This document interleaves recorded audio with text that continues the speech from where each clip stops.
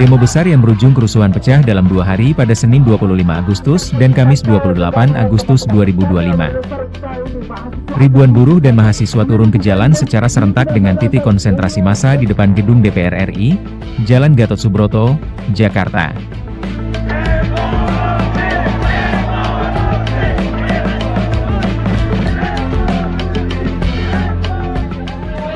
Gelombang aksi massa yang terus berdatangan sejak pagi makin tak terbendung hingga jelang petang hari.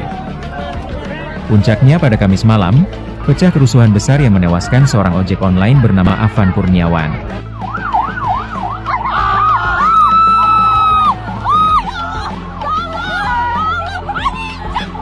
Ia meninggal dunia setelah dilindas kendaraan rantis Brimob di Pejompongan, Jakarta Pusat.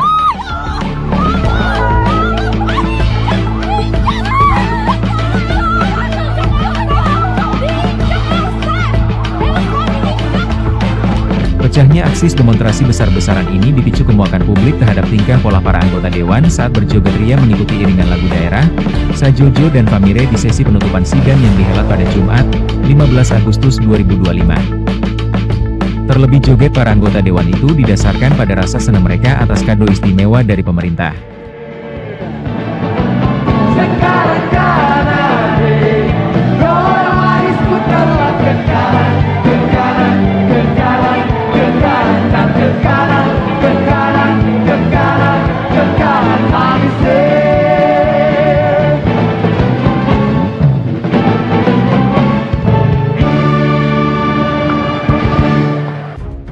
Pada penutupan sidang itu mereka mendapat keistimewaan dengan kenaikan pendapatan. Sejumlah tunjangan naik, bahkan ada tunjangan baru berupa tunjangan perumahan senilai 50 juta rupiah per bulan. Bahkan, Wakil Ketua DPR Adis Kadir menyatakan, tunjangan rumah sebesar 50 juta rupiah itu masih kurang untuk membiayai kos dengan asumsi harga 3 juta rupiah per hari. Yang pasti, jika ditotal, pendapatan dari gaji dan tunjangan ini mencapai lebih dari 100 juta rupiah per bulan. Rakyat kecewa lantaran aksi joget-joget itu dilakukan di tengah kondisi ekonomi sulit yang dihadapi rakyat hari ini. Rakyat tengah terbebani kesulitan ekonomi, tapi justru anggota DPR mendapat keistimewaan dengan kenaikan pendapatan. Sejak itu, aksi turun ke jalan tak terbendung. Lo ngomongin gue bodo amat. Lo menghina gue bodo amat. Lo munafik.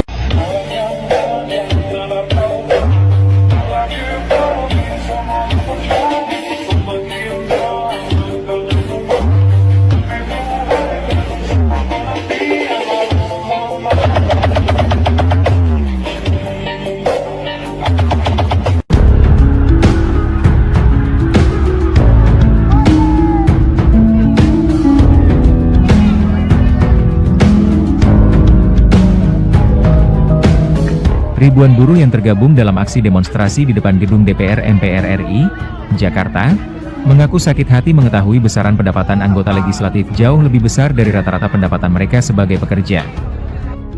Presiden Partai Buruh, Said Iqbal, menyebut saat ini rata-rata gaji buruh secara nasional hanya sekitar 3 juta rupiah per bulan. Dalam hal ini besaran gaji buruh terbesar sekitar 5 jutaan rupiah per bulan, bagi mereka yang bekerja di sekitar Jakarta dan Bekasi. Sementara itu, setiap anggota DPR bisa membawa pulang sekitar 104 juta rupiah per bulan. Angka itu sudah termasuk perkiraan seluruh tunjangan yang anggota legislatif terima, termasuk tunjangan sewa perumahan sebesar 50 juta rupiah per bulan yang tengah jadi sorotan. Jika dibandingkan upah rata-rata buruh di Indonesia yang hanya sekitar 3 juta rupiah per bulan dengan besaran pendapatan anggota DPR sebesar 104 juta rupiah per bulan, Said menyebut selisih besaran upah mereka bisa 35 kali lipat. Inilah yang kemudian membuat hati buruh sakit hati. Belum lagi, menurutnya untuk meminta kenaikan upah minimal sebesar Rp200.000 per bulan saja mereka perlu melakukan aksi unjuk rasa hingga berhari-hari. Sementara anggota DPR yang sedari awal sudah dapat upah besar, masih mendapatkan tambahan tunjangan baru.